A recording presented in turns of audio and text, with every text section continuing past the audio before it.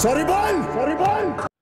আপনারা যেই ডায়লগটা শুনলেন এইটা শ্রীজিৎ মুখার্জির তার দর্শকদের উদ্দেশ্যে অবশ্যই বলা উচিত। কেন বলছি?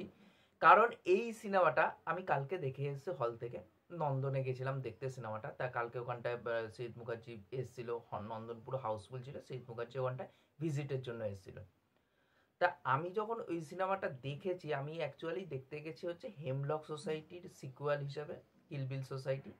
তা প্রথমে যখন টিজার এসেছিল আমি ভেবেছিলাম স্পিরিচুয়াল সিকুয়াল হবে, তারপর ট্রেলার এসে সেটা পুরোপুরিভাবে পরিষ্কার হয়ে গেছে না, এটা স্পিরিচুয়াল সিকুয়াল না, ওটা পুরোপুরি সিকুয়াল করা হচ্ছে হেমলক সোসাইটি।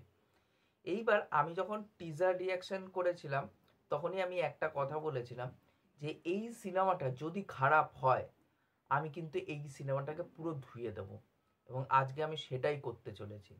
তা নমস্কার বন্ধুরা, আমি তুহিন রিভিউলজি চ্যানেলে আপনাদের প্রত্যেককে স্বাগত জানাই। এখন কথা বলবো শ্রীজিৎ মুখার্জি পরিচালিত, পরমব্রত এবং কৌশানী অভিনীত সিনেমা কিল বিল সোসাইটি। তা সেই সিনেমাটা কেমন কি লেগেছে আজকে মূলত আপনাদের সাথে সেটাই শেয়ার করব। তা এক কথায় বলতে গেলে এই সিনেমাটা আমার কেমন লেগেছে, এক কথায় বলতে গেলে এই সিনেমাটা জঘন্য একটি সিনেমা হয়েছে, প্রচণ্ড জঘন্য একটি সিনেমা। মানে এই সিনেমাটা আমি কেন দেখতে গেছি আমি নিজের উপর মানে রিগ্রেট ফিল হয়। লাস্ট কিছু সিনেমা আমি শ্রীজিৎ মুখার্জির পুরো স্কিপ করে গেছি, আমি দেখিনি, দেখার সাহসই করিনি। কারণ তিনি যেই টাইপের ট্র্যাশ সিনেমা পরের পর বানিয়ে চলেছে, তারপরের থেকে আমি দেখাই বন্ধ করে দিয়েছি। এবং শ্রীজিৎ মুখার্জি সত্যি কথা বলতে গেলে ওই যে মরবে মরো ছড়িও না, এটা তার ক্ষেত্রে এইভাবে প্রযোজ্য, হাগলে হাগো ছড়িও না। তার একটাই কারণ, তিনি যেই সিনেমাটা বানিয়েছেন সেটা হচ্ছে 2 ঘন্টা 15 মিনিটের একটা হাগা। শ্রীজিৎ মুখার্জির হাগা দেখতে গেছি 2 ঘন্টা 15 মিনিটের, মানে এতটাই ঝুল এবং বাজে একটি সিনেমা হয়েছে। এবং এই যে মেটাফোর লেভেলের জিনিসপত্র হ্যানা ত্যানাগুলো রেখেছে, ইস্টার এক্স এইসব টাইপের সিনগুলো রেখেছে, সেগুলো একদমই ওয়ার্ক করে না।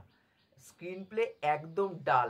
মানে শ্রীজিৎ মুখার্জি মানে তার যে মানে ফর্মুলাটা, যেটা সাকসেসের ফর্মুলা, সেটা তিনি এইভাবে ঠিক করে নিয়েছে যে অ্যাকচুয়ালি হেমলকের যেই মানে সিকোয়েন্সগুলো ছিল সেইগুলোকেই রিহ্যাশ করে এই সিনেমার মধ্যে দেখিয়েছে যে ওখানেও ব্রেকআপ হবে, এখানেও ব্রেকআপ হবে, ওখানটা অন্যভাবে ব্রেকআপটা হয়েছে, এখানে অন্যভাবে ব্রেকআপটা হয়েছে।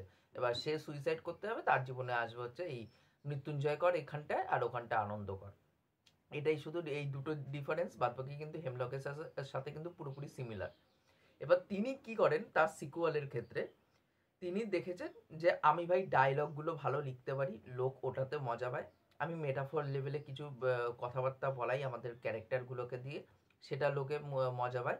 এর জন্য তিনি কি করেন, তিনি হচ্ছে সাকসেস ফর্মুলা হিসাবে ফার্স্ট পার্টে কি চলেছিল সেটাকে ইনক্লুড করে দাও, ভালো ডায়লগ ইনক্লুড করে দাও, তারপর হচ্ছে ফার্স্ট পার্টের যে নস্টালজিয়া ভ্যালুটা আছে সেটা পাবলিকের মনে সুরসুরি দাও, এটাকে একসাথে গুলে যেই সিনেমাটা হবে সেটা হচ্ছে শ্রীজিৎ মুখার্জির হাগা। এই সিনেমাটা সত্যিকারের সেটাই, খুবই বাজে এবং প্যাথেটিক একটি সিনেমা হয়েছে।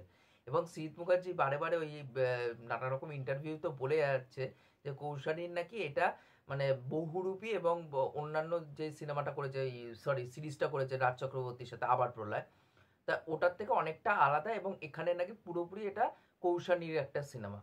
মানে এই সিনেমা দেখার পর এটাই আমার মনে হচ্ছিল যে শ্রীজিৎ মুখার্জির মানে যা রাগ হবে, শ্রীজিৎ মুখার্জির উপর যা রাগ হবে, সেই রাগগুলো সব যাতে কৌশানী খায়, এর জন্য কৌশানীর দিকে সব ঠেলে দিয়েছে। কৌশানীর ক্যারেক্টারটা জঘন্য, বাজে, প্যাথেটিক, অভিনয় ভাল লাগেনি আমার। এর থেকে আমি বলবো আবার প্রলয় এবং বহুরূপী তো অনেক ভালো অভিনয় সে করেছে, মানে তার মান যে উঠিয়েছিল এই দুটো সিনেমার মাধ্যমে, তার মান অনেকটা নিচে নেমে গেছে এই সিনেমার মাধ্যমে। এবং দেখছিলাম আমি হলের ভিতর অনেকে এনজয় করছিল, হাততালি দিচ্ছিল, ডায়লগগুলো যখন দিচ্ছিল হাততালি দিচ্ছিল। বাট আমি যদি টেনে টুনে যদি ভালো দিকও যদি সিনেমার বার করি, ওই বিশ্বনাথ বসুর ক্যারেক্টারটা ভালো লাগে কিছু জায়গায়, এবং কিছু মেটাফর লেভেলের জিনিসপত্র রেখেছে সেগুলো দেখতে ভালো লাগে, এবং ওই ফ্যামিলি ড্রামা নিয়ে যে বক্তব্যগুলো রেখেছে সেই জিনিসগুলো দেখতে ভালো লাগে, এবং কিছু জায়গায় দুটো সিনে আমি মাত্র হেসেছি। আর এই হচ্ছে এই সিনেমা টেনে হিচড়ে তাও এই ভালো দিকগুলো বার করলাম, ওভারঅলে পুরো ঝুল। আর মানে ফার্স্ট হাফ তবুও মানে আটকে ধরে বসে দেখা যায় সিনেমাটা, সেকেন্ড হাফ তো একদম বাজে, মানে এত টর্চার সেকেন্ড হাফ, মানে আমি পুরো টর্চার হয়েছি সেকেন্ড হাফ বসে বসে। সেকেন্ড হাফ যখন এসছে আমি শুধু ফোন দেখছিলাম, কখন বাড়ি যাব, কখন বাড়ি যাব, কখন টাইম শেষ হবে, মানে আমি শুধু ফোন দেখে যাচ্ছি বসে বসে। মানে বিশেষ করে তো আরও লাস্ট 30-40 মিনিট আরও জঘন্য ছিল।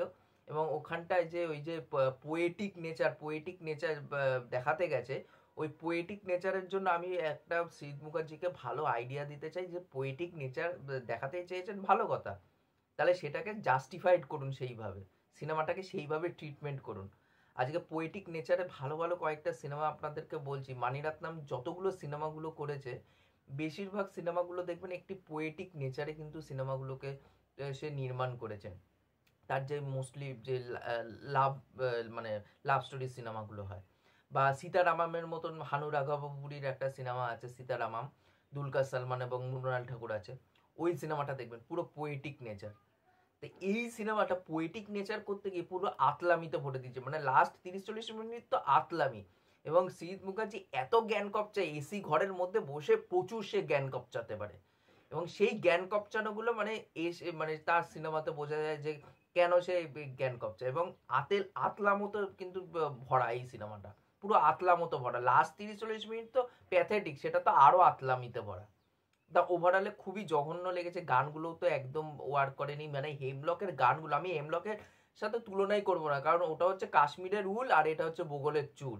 সত্যি কথা বলতে গেলে কিলবিল সোসাইটি হচ্ছে বগলের চুল হয়েছে। মানে হেমলকের তবুও গানগুলো, প্রত্যেকটা গান কতটা সুন্দর লাগে শুনতে। এখানে গানগুলো এত প্যাথেটিক, এত জঘন্য, মনে হচ্ছে কি অনুপম রয়কে গান পয়েন্টে রেখে বলেছে তুই গানগুলো কম্পোজ করে দে, এরকম ফিল হয়েছে। আর যে ক্যামিওগুলো রাখা হয়েছে সেই ক্যামিওগুলো কোনো কাজের নয়, সব অকাজের ক্যামিও। তা ওভারঅলে খুবই বাজে একটি যে সিনেমা আমি দেখেছি, মানে অ্যানাদার একটা বাজে সিনেমা বানিয়েছেন তিনি, এটাই বলতে চাই। আর মানে আমি আরেকটা কথা আমি তার উদ্দেশ্যে এই ট্যাগলাইনটাই ইউজ করবো, হাগলে হাগো ছড়িও না। তা আপনারা যারা হলে গিয়ে সিনেমাটা দেখে এসেছেন তারা অবশ্যই নিচে কমেন্ট করে জানাতে পারেন আপনাদের এই সিনেমাটা কেমন কি লেগেছে। আর এই ভিডিওটি ভালো লাগলে অবশ্যই লাইক শেয়ার সাবস্ক্রাইব করে পাশে থাকবেন। এখনকার মতন টাটা, বাই।